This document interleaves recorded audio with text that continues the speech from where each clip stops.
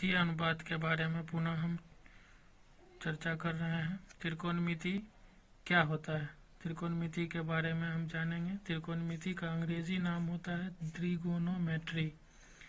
त्रिकोणमिति कैसे बना है इसके बारे में जानें तो त्रिकोणमिति बनता है त्रिकोणमिति, यानी त्रि मीन्स होता है तीन, कोण मीन्स कोण और मिति मीन्स होता है माप, यानी इसका अर्थ होता है तीन कोणों की माप।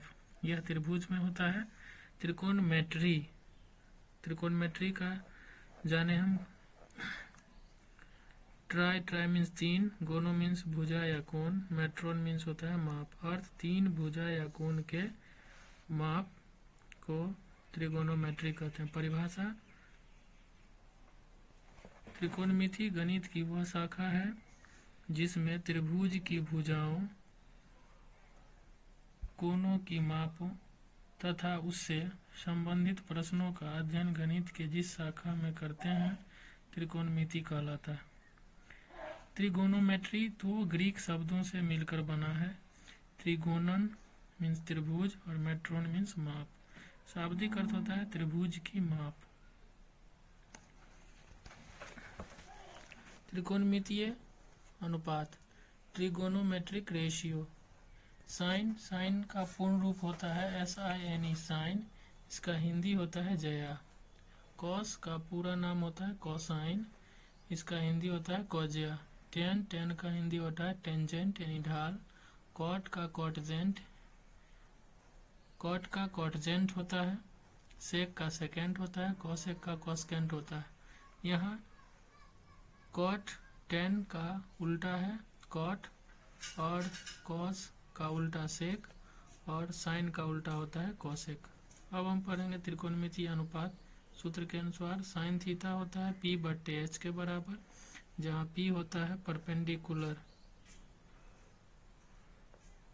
परपेंडिकुलर, परपेंडिकुलर मीन्स होता है लंब, और H होता है हाइपोटेनियस,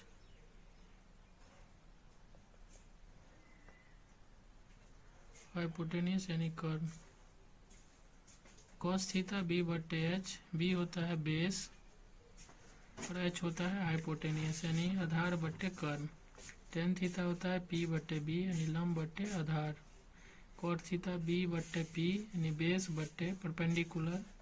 सेक थीटा बराबर होता है H/B हाइपोटेनियस बट्टे आधार, हाइपोटेनियस बट्टे बेस यानी कर्ण बट्टे आधार। कोसेक थीटा होता है H/P यानी हाइपोटेनियस बट्टा परपेंडिकुलर यानी कर्ण बट्टा लंब। नेक्स्ट, समकोण त्रिभुज के अनुसार हम चलेंगे। अब पाइथागोरस प्रमेय के बारे में आप जानते हैं। जो सबसे बड़ी भुजा जो होती है समकोण त्रिभुज में, सबसे बड़ी भुजा यही होती है, सबसे बड़ी भुजा कर्ण, जिसको H कहते हैं, और यह होता है P परपेंडिकुलर, और यह होता है B बेस यानी आधार।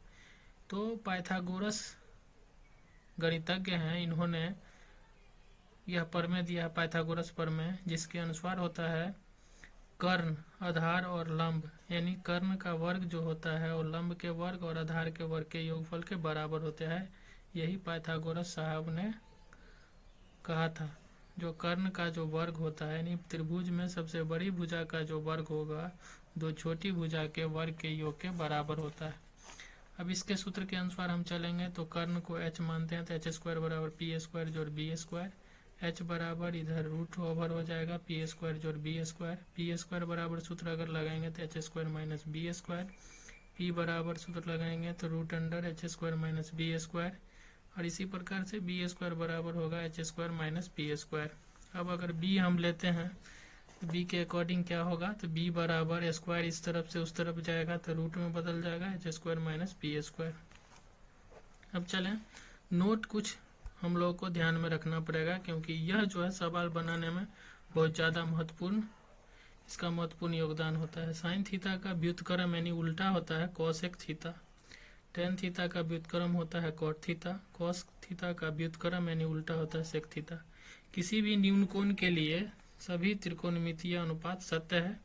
साइन थीटा एक संकेत है और साइन को थीटा से अलग नहीं कर सकते हैं।